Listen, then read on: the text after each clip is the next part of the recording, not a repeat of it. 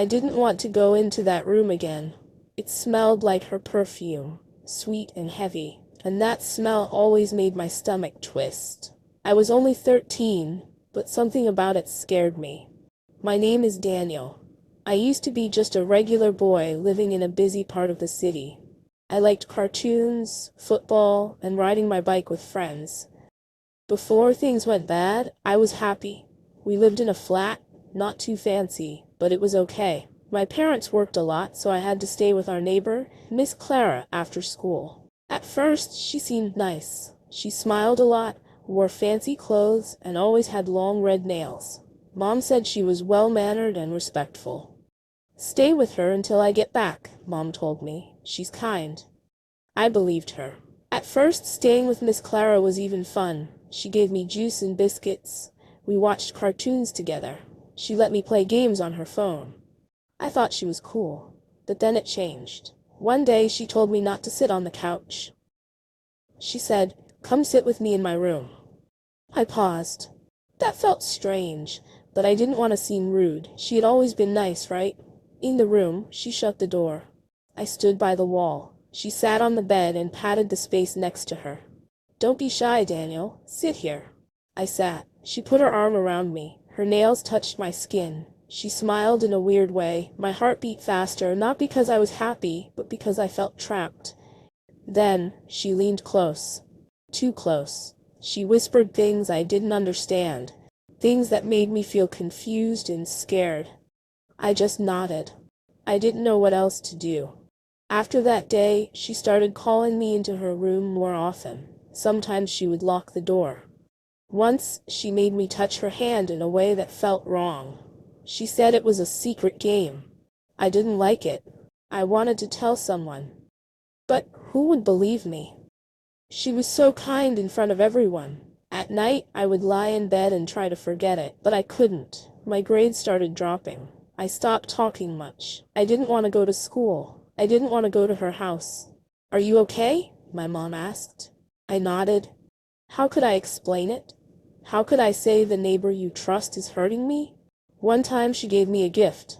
A watch. It was shiny. She said, "This is our little secret." I didn't want it. I left it in my drawer. At school I started drawing strange pictures. Of dark rooms and locked doors. My teacher saw one and asked, "Daniel, what is this?" I just shrugged. But that night I cried. I didn't know what was happening to me. I felt dirty, like I was broken inside.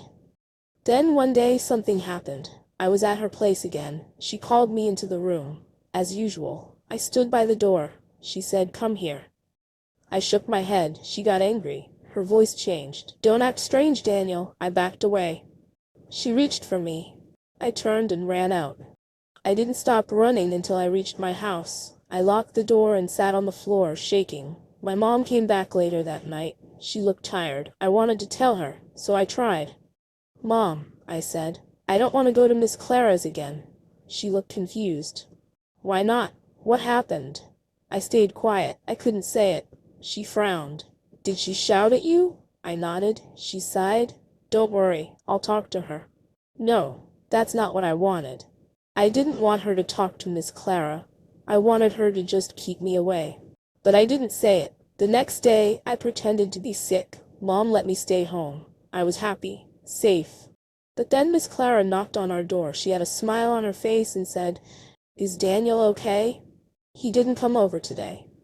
I hid behind the curtain. My hands were sweaty. Mom said, "He's feeling sick." "Oh, poor boy," Miss Clara said. She sounded sweet again, but her eyes, they were cold. That night, I had a nightmare.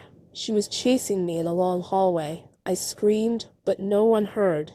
In school the next week, my friend Kelvin asked, "Why don't you come play anymore?" I didn't answer.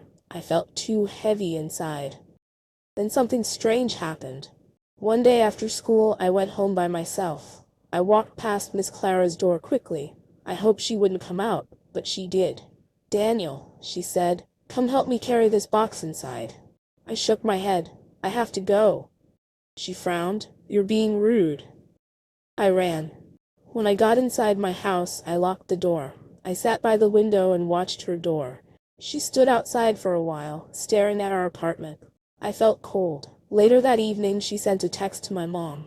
Daniel is being disrespectful lately. You should talk to him. I saw the message. Mom read it and asked me again. Daniel, what's going on? I said nothing. She sat beside me. You used to talk to me. Please tell me what's wrong. I started to cry. I didn't want to, but I couldn't stop. She hugged me. I don't want to go to her house anymore, I whispered. Please. Why? She asked again. I looked at her, and for the first time I said it. She touched me in a bad way. Mom froze. What do you mean? I told her everything. Slowly, her face turned pale. She stood up, grabbed her phone, and walked out. I stayed on the couch, hugging my knees. When she came back, she looked angry. She held me tight and said, I'm so sorry. I didn't know.